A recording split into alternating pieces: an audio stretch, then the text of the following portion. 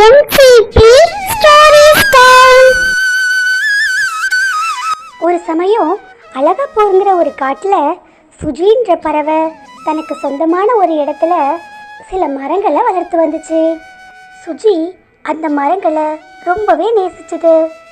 அதனால சுஜி அந்த மரங்களை ரொம்ப நல்லா பராமரிக்கவும் செஞ்சுது.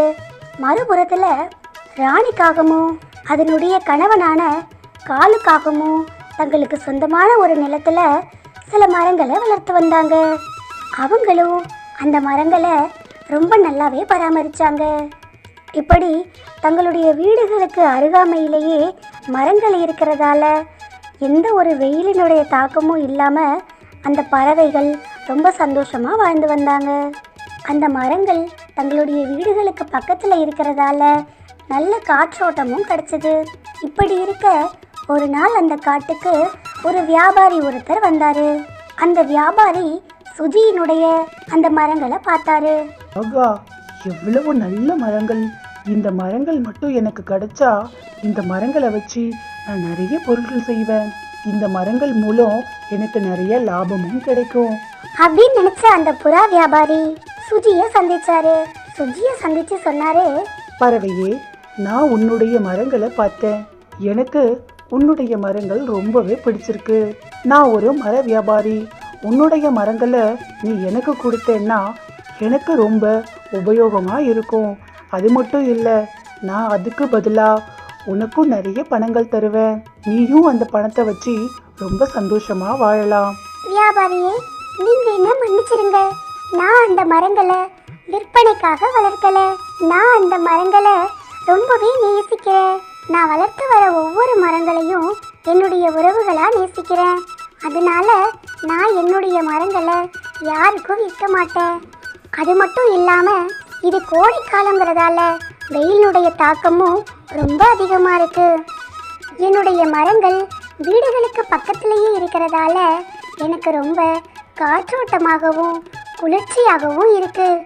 அதனால நான் என்னுடைய மரங்களை எந்த லாபத்துக்கும் விற்க மாட்டேன் அப்படின்னு சொல்லிடுச்சு சுஜி. இதை கேட்ட புறா வியாபாரி ஏமாற்றத்தோட அங்கிருந்து போனாரு. இப்படியே நாட்கள் போக ஆரம்பிச்சது. சில நாட்களுக்கு பிறகு புறா வியாபாரி திரும்பவும் அந்த காட்டுக்கு வந்தாரு.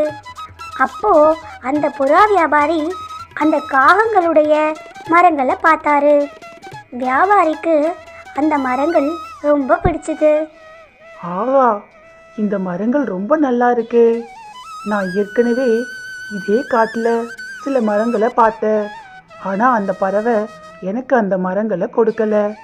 ஆனாலும் இதே காட்டில் எனக்கு திரும்பவும் மரங்கள் கிடச்சிருக்கு. கண்டிப்பாக நான் இந்த மரங்களை இழக்க விரும்பலை. எப்படியாவது இந்த மரங்களுக்கு சொந்தக்காரங்க கிட்ட பேசி இந்த மரங்களை வாங்கிடணும். இந்த மரங்களால் எனக்கு நிறைய லாபம் கிடைக்கும் அப்படின்னு நினைச்ச அந்த புறா வியாபாரி அந்த மரங்களுக்கு சொந்தக்காரங்களான காகங்களை சந்திச்சாரு. காகங்களே, நான் உங்களுடைய மரங்களை பார்த்தேன். எனக்கு உங்கள் மரங்கள் ரொம்ப பிடிச்சிருக்கு. இந்த காட்டிலேயே உங்கள் மரம் மாதிரி எந்த மரங்களையும் நான் பார்க்கல. உங்கள் மரங்கள் அவ்வளவு பயனுள்ளதாக இருக்கும். எனக்கு உங்களுடைய மரங்களை ரொம்ப பிடிச்சிருக்கு.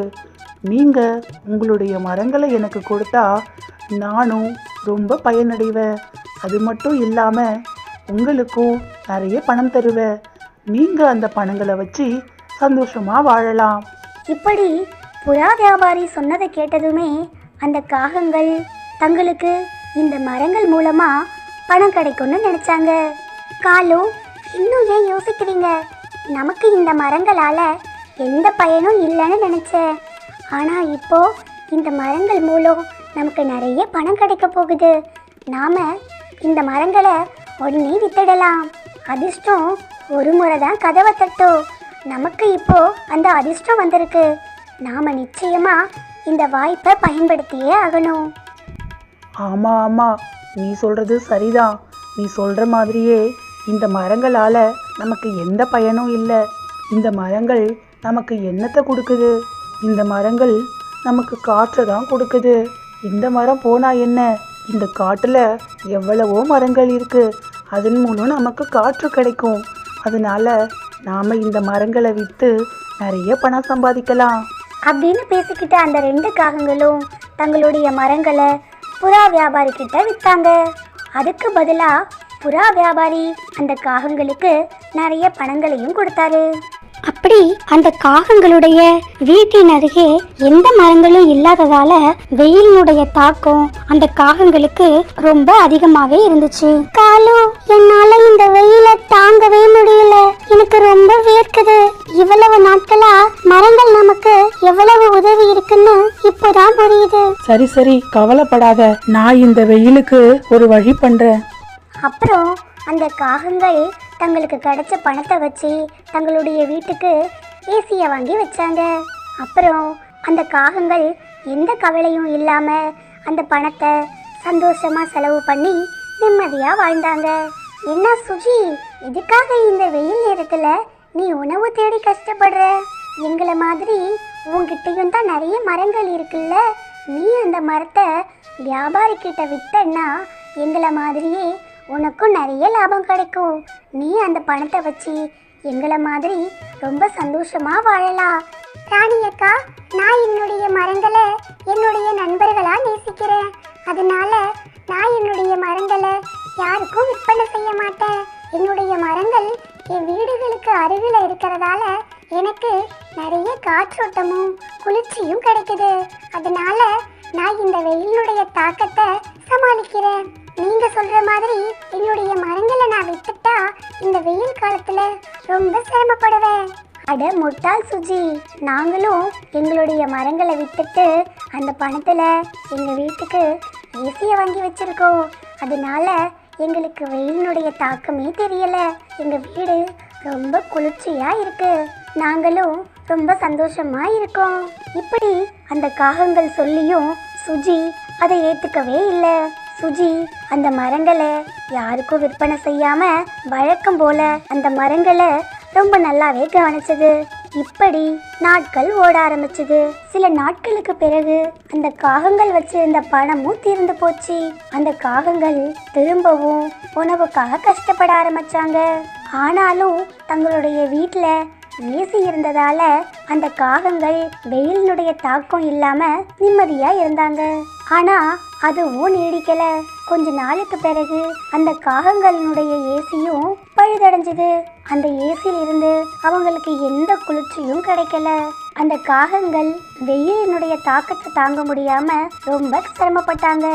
ஆனா சுஜி எந்த வெயிலினுடைய தாக்கத்தையும் அனுபவிக்காம நிம்மதியா சந்தோஷமா அந்த மரங்கள் கொடுக்கிற குளிர்ச்சியான காற்றை சுவாசிச்சு நிம்மதியா தன்னுடைய வீட்டுல ஓய்வெடுத்துச்சு. இத பார்த்த காகங்கள் ரொம்ப பொறாமை அடைஞ்சாங்க. காலு, நாம இப்படி அவசரப்பட்டுட்டோமே, நம்ம கிட்ட இருந்த மரங்களுடைய அருமையை தெரியாம நாம அந்த மரங்களை வித்துட்டோம். ஆமா ஆமா, நான் அந்த ஏசிய நம்பினது எவ்வளவு பெரிய முட்டாள்தனம்னு இப்பதான் புரியுது. 1000 தான் இருந்தாலும் மரங்களுடைய இயற்கையான காற்றுக்கு ஈடாகுமா அப்படின்னு சொல்லி அந்த காகங்கள் ரொம்ப வருத்தப்பட்டாங்க. நண்பர்களே, இந்த கதையிலிருந்து நாம தெரிஞ்சுக்கிறது என்னன்னா, நாம இயற்கையை நேசிக்க கத்துக்கணும். மரங்களை அழிக்கிறதால தான் நமக்கு வெயிலினுடைய தாக்கம் அதிகமா தெரியுது. அதனால நாம இயற்கையை நம்மளுடைய உறவுகளா நேசிக்கணும். நண்பர்களே, இது சப்ஸ்கிரைபர் விருப்பத்திற்கான நேரம். Hi Seetharaman Surya, hi Harshobi, hi Manju Sanju, hi Veerakala, hi Kalai Roja, hi Rajkumar, hi Azhagu Sundari, hi Arumugam. அப்புறம் இன்றைய தினம் பிறந்தநாள் கொண்டாடும் அனைத்து உறவுகளுக்கும் எனது இனிய பிறந்த நாள் நல்வாழ்த்துக்கள். இன்றைய கதைக்கான கேள்வி, நமது கதையில் இயற்கையை நேசித்த பறவையின் பெயர் என்ன?